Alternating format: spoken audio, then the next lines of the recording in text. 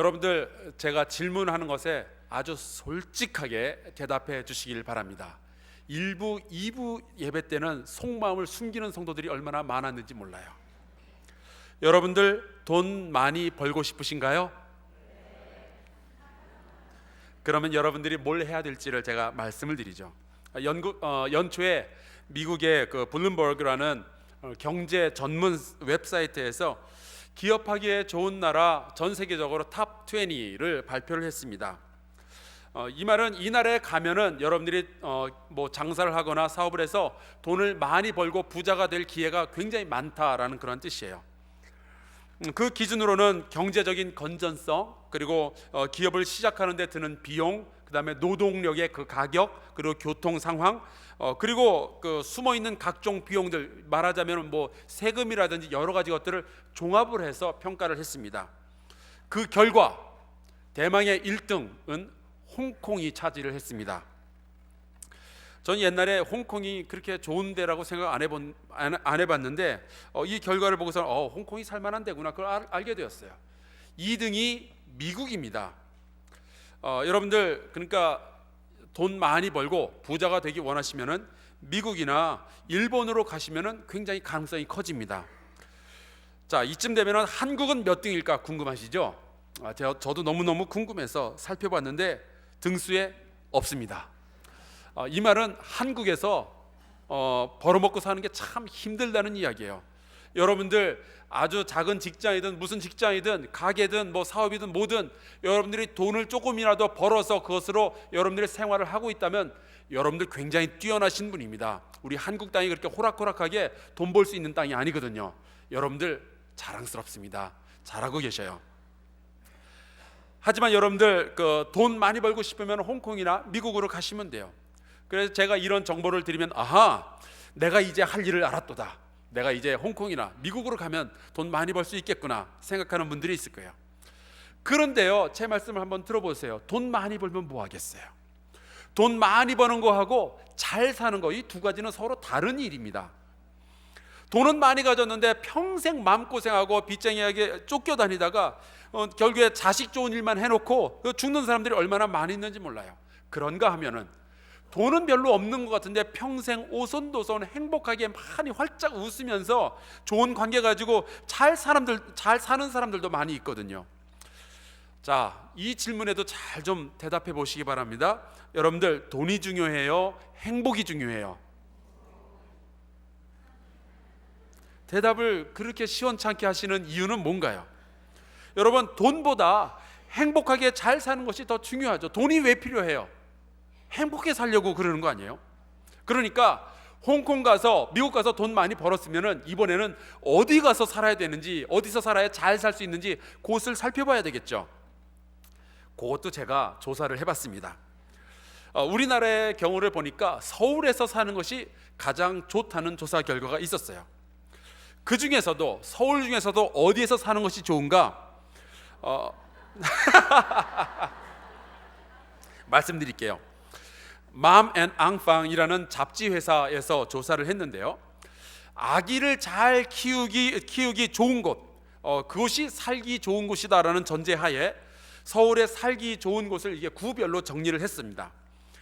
그 기준은 공원이 얼마나 많이 있는가, 어린이를 위한 놀이터는 많이 있는가, 쇼핑센터는, 좋은 쇼핑센터는 근처에 있는가, 그리고 범죄율이 낮은가, 이런 것들을 종합적으로 평가를 했는데, 여러분 이런 기준으로 볼 때 서울에서 아기 키우면서 살기 가장 좋은 것은 1등 강서구입니다.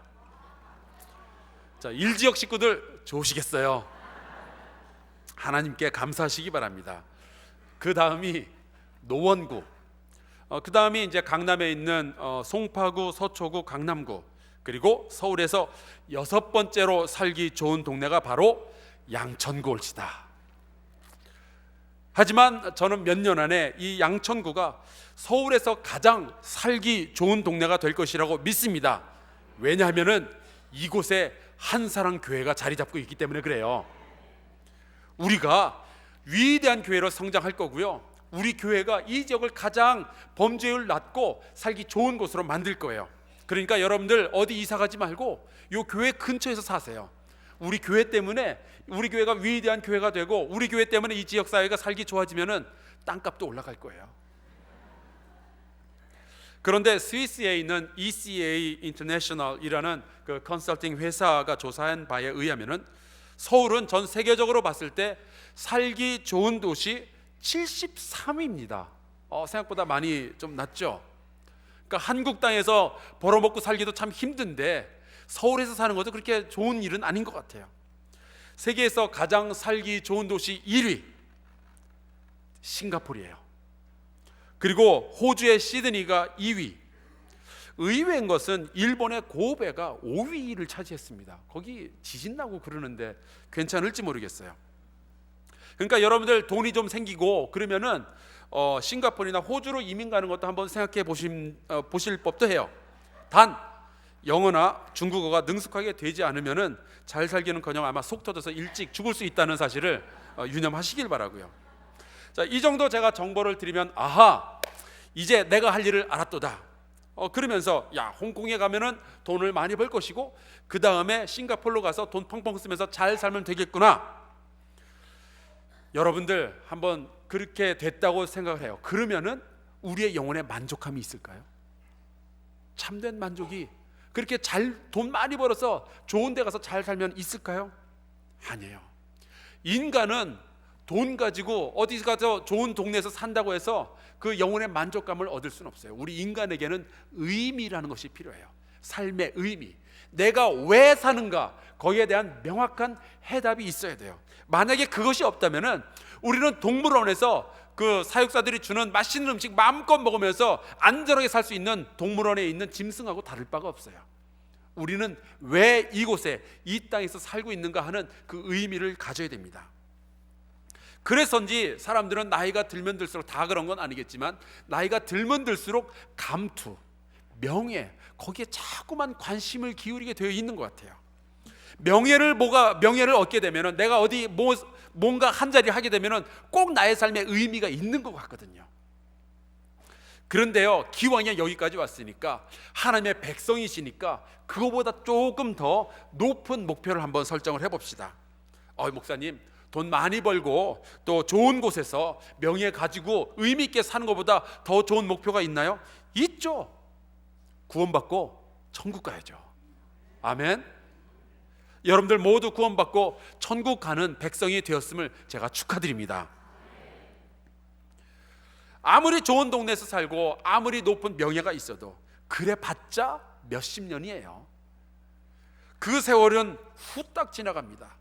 혹시 이 자리에 70세 이상 되신 어르신들이 있다면 제가 한번 여쭤볼게요. 지난 70년의 세월을 되돌이켜 볼 때 그게 그렇게 길었나요? 아니면 후딱 갔나요? 아마 후딱 갔을 거예요. 앞으로 남은 생애가 우리 앞에 얼마나 있는지는 모르겠지만 그것이 50년, 60년, 70년이라 할지라도 아마 후딱 지나가고 말 거예요. 그 인생이 지나고 나면은 우리에게 영원한 삶이 찾아오게 되는데, 그 영원한 삶이 천국이냐 지옥이냐, 그거는 우리가 이 땅에서 어떻게 사느냐에서 판가름이 나는 거 아니겠어요? 그렇다면은 우리가 뭘 해야 될지 알겠죠. 우리가 하나님의 백성으로서 살다가 이 땅에서 떠날 때에도 영원한 집, 하나님의 나라에 가서 하나님의 백성으로서 살아야 돼요. 오늘 우리가 읽은 말씀 9절에서 나오는 것처럼 영주할 처소로 영접받으시기를 주의 이름으로 축원합니다. 그렇다면은 우리가 하나님의 백성으로서 살며 영생의 약속을 받기 위해서, 영주할 처소로 영접을 받기 위해서는 우리가 어떻게 살아야 될까요? 뭘 해야 될까요? 불행히도 이러한 질문에 대해서는요, 아까 말씀드렸던 그 세상의 그 블룸버그 웹사이트라든지 아니면 마멘앙팡도 ECA 인터내셔널도 전혀 도움이 되질 않아요. 그들은 이런 것에 대해서는 대답해 줄 능력이 없습니다. 이 질문에 대해서는요, 온 세상을 창조하시고 우리를 위하여 천국을 준비하신 바로 그분께 가서 물어봐야 돼요. 오늘 우리가 함께 읽은 이 누가복음 16장에 그 해답이 나와 있습니다. 어느 날 예수님께서 제자들을 불러 모아놓으시고 이 불의한 청지기에 대한 그 비유를 말씀하셨어요. 어느 마을에 부자가 하나 살고 있었는데 이 사람 밑에서 일을 도와주는 청지기가 하나 있었대요. 그런데 이 사람이 돈을 떼어먹었는지 아니면 능력이 부족해서 그랬는지 자꾸만 주인의 돈이 슬슬슬슬 어디론가 새어나가는 거예요. 그리고 그것이 주인의 귀에 들어갔습니다. 그래서 주인이 어느 날 청지기를 불러서 단도직입적으로 물어보죠. 내가 내게 대해서 들은 이 말이 어찌 됨이냐? 그리고 이 사람한테는 어떤 기회도 주어지지 않고 당장 아주 청천벽력과 같은 주인의 음성이 떨어집니다. 내가 보던 일을 셈하라. 이 무슨 말인고 하니 이제 재정부에서 감사가 나갈 테니까 준비해라 이거예요. 감사 받아라 이거죠. 장부 정리하고 차변 대변 그거 다 맞추고 영수증 다 모아서 다 정리해놔라. 이제 감사가 들어갈 텐데 조금이라도 뭐 잘못된 것이 있거나 아니면 내가 들었던 이 소문이 사실이라는 것이 증명이 되면 너는 그날로 잘린다. 그런 이야기예요. 여러분 죄송합니다만 혹시 직장에서 일하다가 잘려보셨어요? 저 잘려봤어요. 제가 아틀란타에 있는 에머리 대학에서 공부하던 시기에 제 아내가 첫째 아이를 낳았습니다. 간신히 유학생으로 근근히 살아가고 있었는데 갑자기 제가 그 우유값 그리고 기저귀 값을 내야 되는 거예요. 생활비가 갑자기 뛰면서 당시 제가 이민교회 그 교육 전도사로서 일을 했었는데 그것만 가지고서는 도무지 생활이 안 되겠더라고요. 그래서 저도 결국 생활 전선으로 나섰습니다. 제가 처음에 시작한 일이 바로 세탁소의 그 캐시어였어요. 그림에서 보시는 것처럼 이제 손님이 세탁물을 들고 오면은 제가 그것을 받아서 이름표 적고 그것을 제가 그 세탁하는 분한테 이렇게 넘겨주는 일입니다. 그리고 나중에 손님이 그 세탁물을 찾으러 오면은 그걸 찾아서 돌려주고 돈 받고 하는 그러한 일을 했어요. 세탁소 주인이 어느 장로교회의 집사님이셨는데 이분은 영어를 잘 못했어요. 그래서 원래는 이 집사님이 자기 아들 영어 잘하는 그 자기 아들이 있으니까 아들한테 이 일을 시키려고 했는데 아들이 자기 친구들하고 논다고 그런 일 안 한다고 그러면서 이렇게 빠져나가더래요. 이제 제가 이제 전도사라는 걸 알고 집사님이 어느 정도 이제 신앙 상담 비슷한 걸 해가면서 목사님 저는 아들이 이렇게 하는 게 너무 서운해요. 그래서 아들이 저의 기도 제목이에요. 아들이 좀 아빠랑 같이 일을 하고 그럼 참 좋겠는데 아들이 이렇게 말을 안 들어요. 근데 감사하게도 그 불효자 아들 덕에 제가 직업을 얻게 되었어요. 이 집사님의 불행이 저한테는 행복이었습니다. 하루 제가 일을 해보니까 덥다는 거 말고는 별로 그렇게 어려운 게 없더라고요. 그냥 영어로 손님들 오면 인사 잘하고 그냥 돈 계산 잘하면은 뭐 되는 일이었어요. 게다가 아침부터 저녁까지 꼬박 일을 하면은 약 50불 정도를 벌 수 있어요. 당시 그 IMF가 터진 얼마 이후이기 때문에 그 환율이 그 달러가 굉장히 비쌌습니다. 그래서 제가 한 달에 한 30일은 일을 못 하겠고 한 20일 정도 일을 하면은 50불씩 하루에 50불씩 거의 1000불을 버는 거예요. 1000불이면은 한 달 우리나라 돈으로 180만 원 정도가 됐었어요. 제가 그날 밤에 제 아내한테 찾아가서 손을 꼭 붙잡고 여보 이제 우리의 고생은 끝났어.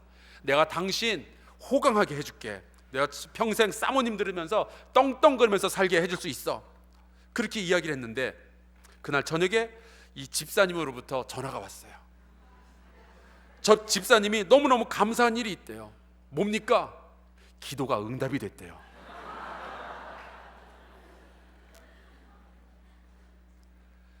아들이 아빠를 돕기로 했답니다. 그 말은 제가 잘렸다는 이야기예요.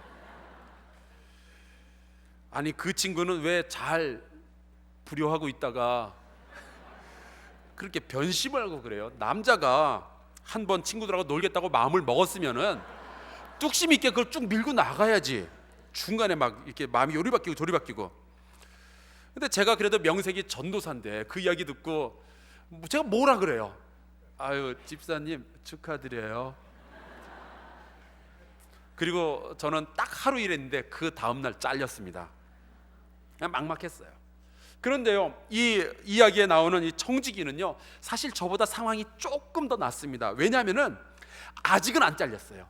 그 장부 감사 들어오기까지가 아직 시간이 있습니다.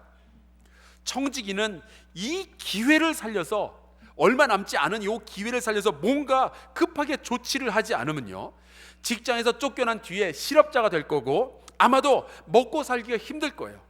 이 사람 뭐 땅 파는 일도 못하겠고 이게 구걸하는 일도 못하겠대요. 불성실하고 일을 잘 못했다는 소문이라도 퍼지면은 재취업하기도 불가능할 거예요. 그러니까 감사가 시작되기 전에, 직장에서 잘리기 전에 이 청지기는 그 짧은 기회, 요 작은 기회 동안에 뭔가를 해야만 했어요. 그냥 어떻게 되겠지 운명에 맡기고 기다리고 있을 수는 없었습니다. 청지기가 생각합니다. 해고된 다음에 뭘 할까? 깊이 생각을 하다가 어느 순간 자기 무릎을 탁 치면서 이런 말을 해요. 내가 할 일을 알았도다. 해고된 다음에도 내가 먹고 살 만한 방법을 내가 발견했는데 내가 할 일을 알았도다. 내가 요 일만 하면은 내가 먹고 살 수 있을 거야. 즉시로 이 청지기가 주인에게 빚진 사람들을 일일이 부릅니다. 여기 일일이 불렀다고 되어 있는데 헬라어로 헤나헤카손이라고 되어 있어요. 이 말은 한 명씩 불렀다는 뜻이에요. 왜 한 명씩 불렀을까요? 저는 이해할 수 있을 것 같아요. 저 같아도 한 명씩 부를 것 같아요. 왜냐하면 한꺼번에 다 불러놓고 만약에 제가 일하는 오피스 앞에서 사람들이 쭉 웅성거리고서 서 있으면 주인이 오다가 다 볼 거 아니에요. 그럼 무슨 일이 하고 들어왔는데 와서 보니까 청지기가 나쁜 짓 하고 있으면 혼날 거 아니에요. 당장 잘릴 거 아니에요. 그러니까 한 명씩 불렀습니다. 똑똑한 거죠. 그리고 이 청지기가 자기한테 빚진 것도 아니고 자기 주인한테 빚진 사람들 불러다가 물어봐요. 네가 내 주인에게 얼마나 빚졌냐? 말하되 기름 100말리니이다. 그거 반으로 잘라라. 여기다가 50이라고 써라. 그리고 여기다 이야기하기를 빨리 앉아 50이라 쓰라. 왜요? 시간이 별로 없으니까. 이 청지기에게 주어진 기회는 아주 조금밖에 없어요. 시간이 짧아요. 빨리 해야죠. 꼬리가 길면 잡히죠. 이런 식으로 하나씩 빚을 다 줄여줍니다. 그리고 이 주인에게 원래 빚진 자들은 자기네들의 빚이 줄어드는 대신에 이제는 청지기에게 빚진 자가 되는 거예요. 여러분, 불의의 재물로 친구를 사귀라는 말씀이 바로 이 말씀이에요. 남의 돈, 주인의 돈 가지고 자기가 잘 해가지고 자기 친구들을 삼기 시작하는 거예요. 여기까지 예수님께서 말씀을 하시고 또 이런 말씀을 하셔요. 주인이 이 옳지 않은 청지기가 일을 지혜 있게 하였으므로 칭찬하였다. 이 말은요, 청지기가 옳은 일을 했다는 뜻이 아니에요. 오히려 쫓겨나는 마당에 그동안 주인에게 입힌 피해가 얼만데 쫓겨나는데 한 번도 주인한테 타격을 입히고 쫓겨나는 거죠. 이거는 나쁜 일이에요. 그런데요, 적어도 이 청지기는 자기가 쫓겨난 다음에 먹고 살 일에 대해서 예비를 했어요. 바로 그 부분을 주인이 칭찬을 한 거죠. 그는 자기가 가진 거 얼마 없었어요.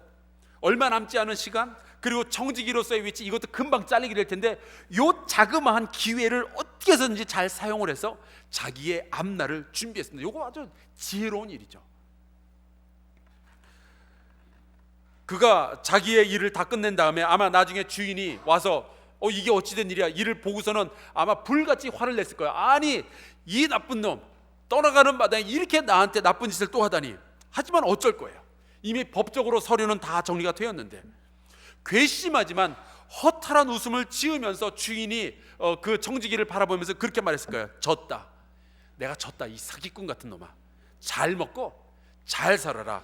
이 나쁜 XX야. XX는 남자입니다. 이 청지기는 훌륭한 삶의 태도를 지닌 사람은 아니었어요.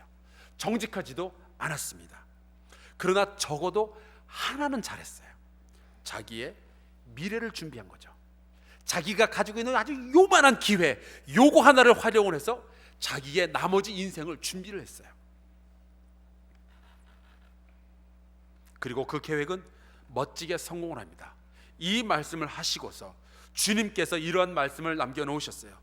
이 세대의 아들들이 자기 시대에 있어서는 빛의 아들들보다 더 지혜롭다. 이 말은요, 거꾸로 말하자면은 하나님의 자녀들, 이 빛의 자녀들은 이 세대의 아들들보다 좀 덜 떨어진다는 거예요. 이 세대의 사람들은, 이 세상의 사람들은, 이 흑암의 권세 밑에 사는 사람들은 자기의 몇십 년 앞을 준비하기 위해서 그렇게 자그마한 기회를 가지고 열심히 일을 해가지고 뭔가를 해놓는데, 정작 하나님의 자녀들은 영원한 기업을 얻기 위해서 그렇게 애를 쓰지 않는 거죠. 이 세대의 아들들과 딸들은 자기의 이익과 미래를 위해서 자기의 상상력과 자기의 창조력과 이 모든 것들을 총동원해서 계획을 짭니다. 그래서 내가 뭘 해야 될지 알았도다. 그리고 나서는 거기에서 멈추지 않고 결단력 있고 끈기 있게 그 일을 진행을 시켜요. 때로는 몸이 필요하다 할지라도 그것을 감내를 하고 일을 진행을 시킵니다. 이 불의한 청지기처럼.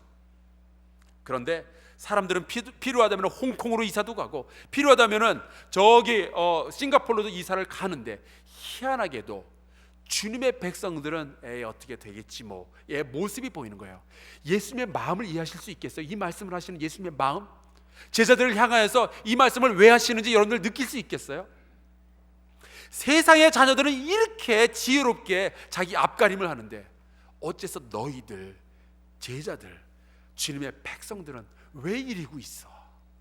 왜 창조적으로 계획을 하고 그리고 끈기 있게 그 일을 밀고 나가지 못해? 왜 가만히 있는 거야? 이것이 주님의 마음이었어요. 주님의 고민이 거기 있어요. 여러분, 제가 생각하기에 이 자리에 오신 성도 여러분 모두는요, 다 이렇게 넉넉하게 다른 사람들한테 베푸는 그러한 삶을 살기를 원하실 거예요.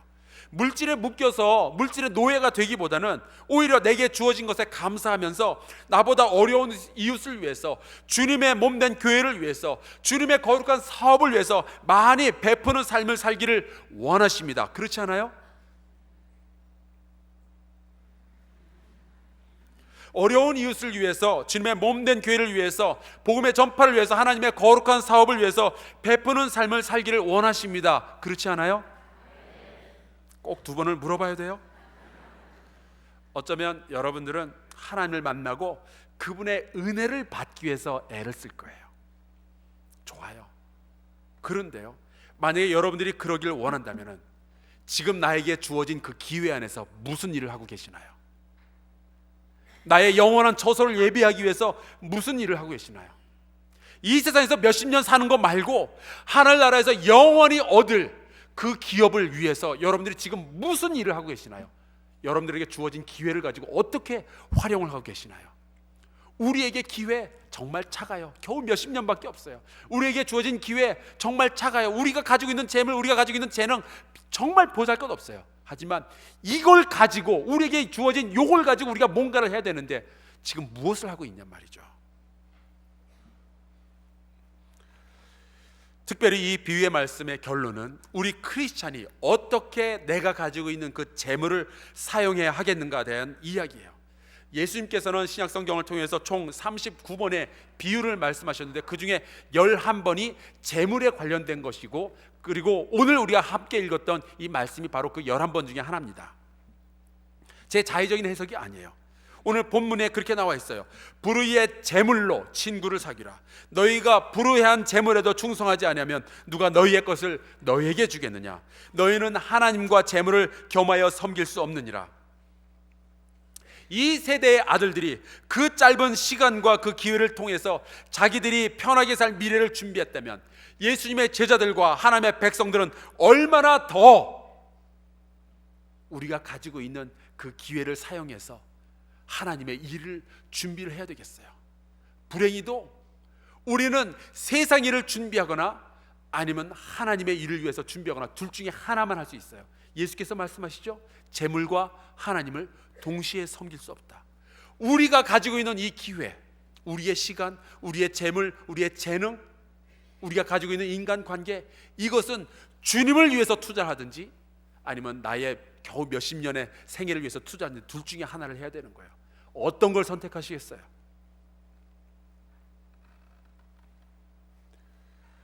주님께서 불의의 재물로 친구를 사귀라 하신 말씀은 그렇게 개같이 벌어서 정승같이 써라 그런 뜻이 아니에요. 이 청지기의 행동이 불의의 재물로 친구를 사귀는 행동, 지혜로운 행동인데 그걸 좀 배우란 뜻이에요. 특별히 하나님의 백성된 자들이 하나님의 일을 위해서, 거룩한 사업을 위해서 나의 재물을 사용하는 일에, 나의 재능을 사용하는 일에 좀 창조적으로, 의도적으로 계획을 짜고 거기에 내가 모험을 할지라도 열심히 일을 해야 되는데 너희가 왜 그것을 하고 있지 아니하느냐, 그것을 예수님께서 제자들에게 말씀하고 계시는 거예요. 우리 기독교인들이 흔히 오해하는 것들 중에 하나가 우리 그 사회 봉사 단체 중에 하나인 그 컴패션이라든지 아니면 월드 비전, 그들이 열심히 일하는 것을 보면서 야, 나도 저 사람들 좀 돕고 싶다, 그런 생각이 들죠. 또 저기 멀리 인도나 아프리카에서 굶어서 죽어가는 어린이들의 사진을 보면 막 가슴이 찢어지죠. 아프죠. 슬프죠. 그래서 우리가 그런 마음이 있어요. 아, 이들을 좀 도와주면 좋겠다. 그러고선 생각하죠. 아, 이런 마음을 느끼는 나는 참 좋은 사람인 것 같아. 여러분, 가끔 신문에 보면은 진짜 돈 많은 사람들이 돈을 막 허투루 쓰는 경우들이 있어요. 막 흥청망청 이게 낭비하고, 그런 이야기를 보면서 우리가 생각을 합니다. 나는 저렇게 안 살 거야. 만약에 내게 저렇게 수백억 수천억의 돈이 있다면은 나는 정말로 많이 베풀면서 살 거야. 물론 지금은 내가 부자도 아니고 내가 버는 것 가지고서는 나와 내 가족 쓰기에도 빠듯해서 내가 지금은 그렇게 못하지만 나중에 내가 돈이 많아지면 나는 많이 베풀 거야. 그래도 내가 이런 생각을 하는 거 보니까 참 기특한데 나는 참 좋은 사람인 것 같아. 여러분, 오해예요. 오해. 내가 할 일을 알았도다 여기에서 끝나는 것은 전혀 하나님의 거룩한 사업에 뛰어드는 것이 아니에요. 하늘의 영원한 기업을 얻기 위해서라면 우리가 내가 할 일을 알았도다 해서 끝나는 것이 아니라 그 일을 실제로 실천을 해 나가야 돼요. 이런 잘못된 오해를 하고 있는 기독교인들에게 우리 예수님께서 말씀하십니다. 지극히 작은 것에 충성된 자는 큰 것에도 충성할 것이고 지극히 작은 것에 불의한 자는 큰 것에도 불의하니라. 여러분들에게 주어진 기회, 여러분들이 몇 년을 더 살지 모르겠어요. 여러분들이 얼마나 더 많은 재물을 모으게 될지 모르겠어요. 그러나 여러분 기억하시기 바랍니다. 지금보다 더 좋은 기회는 오지 않을 거예요. 지금 내가 처한 이 상황에서 하나님의 거룩한 사업을 위해서, 내가 얻을 영원한 기업을 위해서 우리가 투자하고 계획하고 일을 해야 되는 거예요. 미국에서 살다 보니까 10-10-80 룰이라는 것을 자연스럽게 알게 되었습니다. 우리 감리교회 창시자였던 요한 웨슬레 목사님도 이 법칙대로 평생을 산 것으로 유명하죠. 미국인들 중에서 생각이 좀 깨이고 교육 잘 받고 신앙이 있고 자녀들을 잘 훈련시키기 원하는 사람들이 바로 이 방법을 사용해서 자녀들을 교육을 시켜요. 아마 여러분들도 이 방법을 여러분들의 자녀를 교육시키는데 사용하면 참 좋을 것 같아요. 미국 사람들은 자녀한테 용돈을 공짜로 주는 법은 없어요. 다 애들한테 뭔가 일을 꼭 시키고 줍니다. 가령 예를 들면 구두를 닦게 한다든지 집을 청소한다든지 쓰레기를 비운다든지 아니면 세차를 한다든지, 저 같은 경우는 제 아들한테 항상 그 잔디 깎기를 시켰어요. 그리고 나면은 월급처럼 이렇게 주는 거죠. 그런데 이 깨인 부모들은요, 아이들한테 월급을 줄 때 봉투를 3개를 준비해요. 첫 번째 봉투에는 그 월급의 10%를 집어넣고 그것을 주면서 이것은 하나님께 드리는 거야 하고 주는 겁니다. 그리고 거기에는 말라기 3장 10절 말씀이 보통 쓰여져 있죠. 너희의 온전한 11조를 창고에 들여 나의 집에 양식이 있게 하고 그것으로 나를 시험하여 내가 하늘 문을 열고 너희에게 복을 쌓을 곳이 없도록 붙지 아니하나 보라. 하나님께 드리는 것을 먼저 아이에게 넘겨주고, 두 번째 봉투에는 또 월급의 10%를 거기다 넣는 거예요. 그리고서는 이것은 너희의 은퇴를 위해서 준비하는 것이다. 미국 어린이들은 어릴 때부터 은퇴를 준비하도록 훈련을 받습니다. 그리고 보통 거기에는 그 욥기 38장 23절이 쓰여져 있어요. 내가 환난 때와 교전과 전쟁의 날을 위하여 이것을 남겨두었노라. 굉장히 많은 미국 사람들이, 우리나라도 그렇겠지만 은퇴하고 나서 노인이 된 다음에 아마 이게 마음에 와닿을 거예요. 환난의 때와 교전과 전쟁의 날, 이것을 위해서 내가 이것을 남겨두었노라. 이것을 어렸을 때부터 훈련을 시키는 거예요. 그리고 마지막 봉투에는 월급의 80%를 집어넣고 이것은 내 마음대로 쓰되 단 이것은 내 욕심을 위해서 사용하는 것이 아니라 너와 사회를 위해서, 이웃을 위해서 사용하도록 하여라 라면서 이 80%의 돈을 주는 거예요. 그래서 10, 10, 80 법칙입니다. 그 돈이 아무리 작아도, 단돈 $5를 벌더라도, 단돈 $10를 벌더라도 이런 식으로 나눠서 주는 데는 이유가 있어요. 우리가 받은 돈이 얼마든, 나의 기회가 얼마나 작든 상관없이 이것을 사용해서 하나님의 거룩한 사업에 투자하고 그 일을 하라는 얘기죠. 지금 하라는 얘기예요. 지금 하지 않고 나중에 하겠다? 아마 그 일은 일어나지 않을 거예요. 내가 지금 나의 재물을 하나님의 사업에 사용하지 않는다면 우리가 하나님으로부터 참된 것을 받는 기회를 상실하게 된다는 것이 예수님의 가르침이었습니다. 오늘 우리가 함께 읽은 이 영원한 하나님의 나라를 위해서 우리의 재물을 지혜롭게 사용하라는 예수님의 말씀을 듣고 비웃었던 사람들의 이야기로 끝이 나요. 바로 바리새인들이었습니다. 이유는 이 바리새인들은 돈을 사랑했기 때문입니다. 돈과 하나님을 겸하여 섬기려고 했기 때문에 이들은 예수님의 말씀을 듣고 비웃었어요. 뭐하러 그렇게 살아? 내가 지금 얼마나 힘이 드는데, 내가 지금 얼마나 돈이 필요한데, 내가 이걸 영원한 하나님의 나라를 위해서 어떻게 사용해? 나중에. 여러분, 나중에 하는 건 다이어트는 나중에 하지, 하나님의 사업을 위해서 나의 재능과 나의 기회를 사용하는 것은 지금부터 해야 되는 거예요. 작은 일에 충성된 자는 큰 일에도 충성되고, 작은 일에 불의한 자는 큰 일에도 불의할 것이다. 예수께서 분명하게 말씀하여 주셨습니다. 나중에 내가 조금 더 여유가 있거들랑 일단 남들 사는 것처럼 나도 좀 살고, 내 친구 누구누구는 이러한 차를 몰고 내 친구 누구누구는 이러한 집에서 살고 있는데 나도 그들하고 좀 섞여서 살고 그러려면 나도 이만큼은 살아야죠. 지금은 하나님께 드릴 게 없습니다. 나중에. 이러한 마음을 품고 있는 바리새인을 향하여서 예수께서 말씀하십니다. 너희 마음을 하나님께서 아시나니 사람 중에 높임을 받는 그것은 하나님 앞에 미움을 받는 것이니라. 사랑하는 성도 여러분이요, 돈에 묶여서, 시간에 묶여서 우리의 삶을 세상 것을 위해서 살지 않기를 주의 이름으로 축원합니다. 하나님은 정말 참된 것을 우리에게 주시기를 원하시는데, 그것을 받기 위해서라면 내가 가지고 있는 기회가 얼마나 작든지 간에 지금부터 내가 그 기회를 잘 사용해서 하나님 나라의 영원한 유업을 받기 위해서 애를 쓰고 계획을 짜고 실행에 옮겨야 되는 거예요.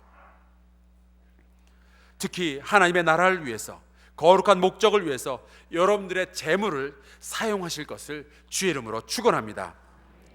그것을 계획하셔야 돼요. 창조적으로, 의도적으로. 그것이 이 비유를 주님께서 그 제자들에게 말씀하여 주신 이유입니다. 그 주님의 말씀을 기억하면서 내가 주님의 명령을 따르겠나이다, 나의 기회를 날려버리지 아니하고, 혹은 나의 기회를 그저 먹고 사는데 다 사용하는 것이 아니라 하나님을 위해서, 하나님을 섬기는 마음으로 내가 가진 이 기회, 나의 삶, 나의 시간, 나의 재능, 나의 재물, 이것을 주님께 바치겠나이다. 이 고백을 담아서 우리 함께 찬송가 218장을 같이 부르겠습니다.